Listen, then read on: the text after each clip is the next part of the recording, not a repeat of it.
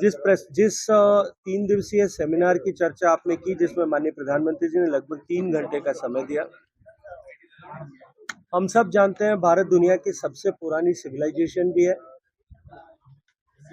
और अनेक अनेक शताब्दियों तक, सहस्त्राब्दियों तक पूरी दुनिया के ज्ञान का केंद्र रहा है।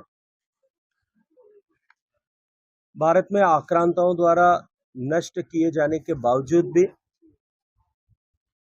लाखों की संख्या में या करोड़ों की संख्या में हस्तलिखित ग्रंथ मौजूद हैं,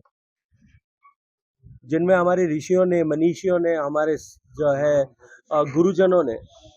अपने अनुभव के आधार पर जो कुछ ज्ञान प्राप्त किया था,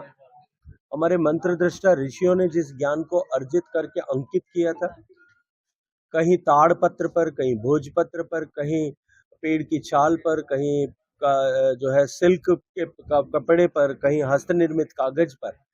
हाथ से लिखे गए ऐसे अद्वितीय ग्रंथ जो हैं आज भी भारत में अनेक लोगों के पास पड़े हैं। लेकिन समय बीतने के साथ साथ में उनकी स्थिति कहीं न कहीं खराब हो रही है। माननीय प्रधानमंत्री जी की प्रेरणा से संस्कृति मंत्रालय ने एक पांडुलिपि मिशन को विस्तार देते हुए ज्ञान भारतम के नाम से एक नेशनल मैन्युस्क्रिप्ट्स मिशन प्रारंभ किया है, जिसमें हम एक तरफ देश की ऐसी सारी पांडुलिपियां, ऐसी धरोहर जो है, जो राष्ट्रीय महत्व की है, उस सारी धरोहर को न केवल संजोएंगे, न उनका केवल उनका संरक्षण करेंगे, अपितु उनका डिजिटाइजेशन करके उनको कंप्यूटर रीडेबल फॉर्मेट में लेकर के आएंगे, ताकि एआई के आधार पर उस ज्ञान की समीक्षा करके पूरी दुनिया के समक्ष लाया जा सके। ये केवल संरक्षण का या धरोहर को के संवारने का जो है विषय नहीं है। अकूत ज्ञान की संपदा जो उन ऐसे मैन्युस्क्रिप्ट्स में दर्ज है, जो अनेक भाषाओं में लिखे गए हैं, देवनागरी लिपि में लिखे गए हैं, ब्राह्मी लिपि में लिखे गए हैं, पाली में लिखे गए हैं, प्राकृत में लिखे गए हैं, खरोष्ठी में लिखे गए हैं, और इसके अलावा बहुत सारी अन्य लिपियों में, तेलुगु में, तमिल में, कन्नड़ में, ऐसी अन्य भाषाओं में लिखे गए, अन्य अन्य विषय पर लिखे गए। वो ज्ञान जब लोगों के समक्ष में आएगा, तब निश्चित रूप से हम भारतीय भी इस पर गर्व कर सकेंगे, हमारे आने वाली पीढ़ियां भी गर्व कर सकेंगे कि हमारी सभ्यता कितनी विकसित थी, कितनी उन्नत थी, और उसके साथ साथ में पूरे विश्व का भारत की तरफ देखने की दृष्टि भी जो है उसके चलते हुए बदलेगी। अभी हमने एक पोर्टल कल माननीय प्रधानमंत्री जी के कर कमलों से परसों लॉन्च किया है। उस पोर्टल पर अब तक 2 लाख डिजिटाइज पांडुलिपियां जो है ऑलरेडी आज अवेलेबल है, और ये संख्या शीघ्र 10 लाख होने वाली है। हमने सारे पांडुलिपियों के कस्टोडियंस जिनके पास में रखी हैं, ऐसे मठ हैं, मंदिर हैं, ऐसे ऑर्गेनाइजेशंस है, रिलीजियस ट्रस्ट है, यूनिवर्सिटीज है, आर्काइव्स है, ओरिएंटल रिसर्च सेंटर है, जैसे हमारा जोधपुर का ओरिएंटल रिसर्च सेंटर है, इनके पास 1,28,000 पांडुलिपियां हैं। ऐसे सारे लोगों को, इस क्षेत्र में काम करने वाले तकनीकी के विषय पर विशेषज्ञों को, सब्जेक्ट मैटर स्पेशलिस्ट को, मैन्युस्क्रिप्टोलॉजिस्ट को, एंडोलॉजिस्ट जो भाषा विज्ञान पर काम करते हैं, ऐसे लोगों को,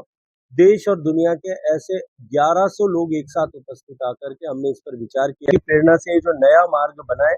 निश्चित ही इसके चलते हुए भारत के प्रति भारतवासियों का भी और दुनिया के दूसरे देशों के लोगों का भी देखने का नजरिया वो है बदल जाएगा। सर, भारत पाकिस्तान मैच को लेकर विपक्ष लगातार आरोप लगा रहा है। विपक्ष कह रहा है कि एक तरफ देशभक्ति की बातें करते हो और दूसरी तरफ इस तरह के मैच करवा रहे हैं। मुझे लगता है एशियन गेम्स में भी टूर्नामेंट होंगे, कॉमनवेल्थ गेम के टूर्नामेंट्स भी होंगे, या डिफरेंट ऑर्गेनाइजेशन जो टूर्नामेंट आयोजित करते हैं, उनमें सभी को खेलना चाहिए और उस खेल को खेल की भावना तक सीमित रखना चाहिए। अंग्रेजी में एक कहावत होती है, पॉलिसी एंड प्रोटोकॉल्स,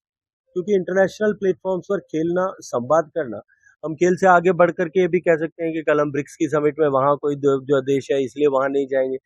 या किसी दूसरे जो प्लेटफॉर्म पर जहाँ पर पाकिस्तान भी सदस्य है उस प्लेटफॉर्म पर नहीं जाएंगे, ऐसा संभव नहीं होता। पॉलिसी एंड प्रोटोकॉल्स दोनों को एक तराजू में नहीं तोला जा सकता। ये इस तरह के टूर्नामेंट राष्ट्र की नीतियों को लेकर के, पड़ोसी देश के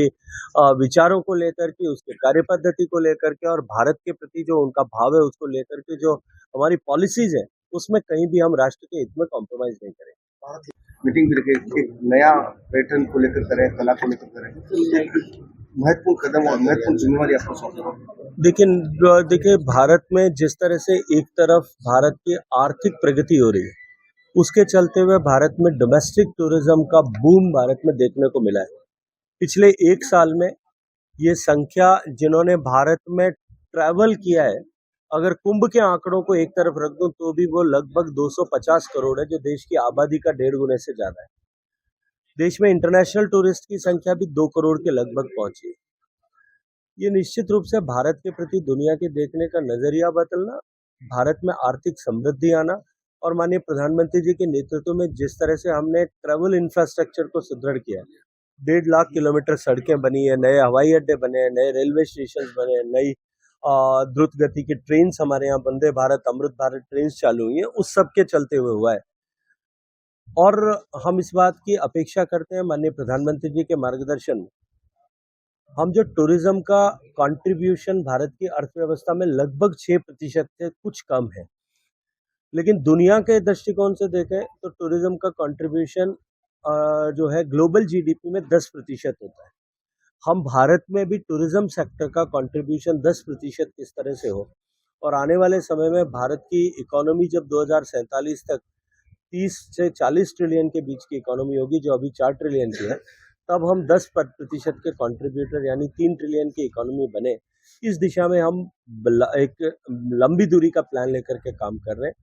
शॉर्ट टर्म गोल्स भी डिसाइड किए हैं कि 5 साल में हम नए 50 आइकॉनिक डेस्टिनेशंस डेवलप करें, क्योंकि भारत में जिस तरह से पर्यटन बढ़ रहा है, उसकी सस्टेनेबिलिटी के लिए, ओवर टूरिज्म को रोकने के लिए नए पर्यटन स्थल विकसित करने होंगे। उस दिशा में भी हम माननीय प्रधानमंत्री जी के नेतृत्व में काम कर रहे हैं। बजट की भी चर्चा हुई होगी, बजट बढ़ाया होगा? अभी तो बजट का समय आया नहीं, फरवरी में आएगा तब विस्तार होगा। लेकिन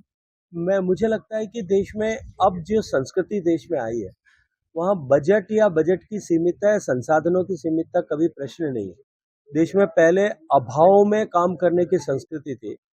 यहाँ माननीय मोदी जी के नेतृत्व में प्रचुरता के साथ में काम करने की संस्कृति सृजित हुई है